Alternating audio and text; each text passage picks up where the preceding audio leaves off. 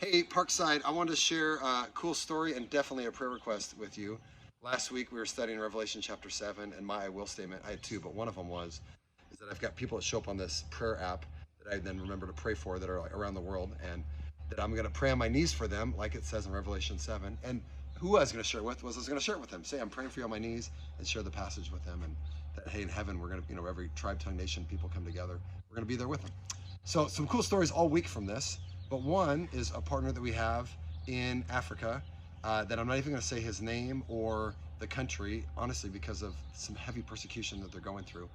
But he, as I just reached out to him and said, we're praying, and how can we specifically pray for you?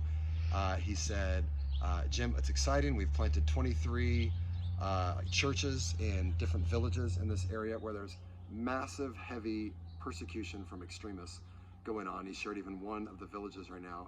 They actually got three people and found out that they were trying to reach some of these extremists through some different ministries. And one of them was killed. Another one was thrown into long time prison where it's just horrible conditions. And then the third one was tortured.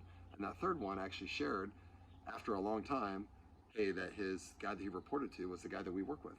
And so then our guy got arrested. This is like 2 weeks ago, and was in prison for 5 days, horrible conditions, no food. He got malaria while he was there, and then had a surgery right out of that too because it was so bad, and his health has just diminished like crazy. And so first of all, we need to just pray for our partner in Africa, and that God would heal him completely.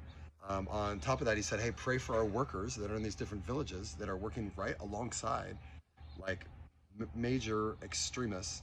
I won't even use other words because, man, people sometimes can search different words on a video. And then third would just be, and it's impacted his family a bunch. He said, I lost my job because of this. I'm working on getting that back.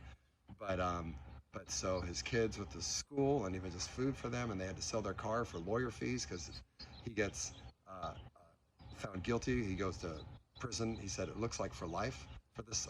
Made me think of a couple things. One, we should pray. Number two, man, just perspective.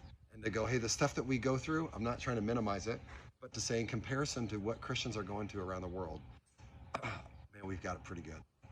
I've heard someone describe that our life is like Disneyland for everybody else. And so just that perspective as you're thinking through things.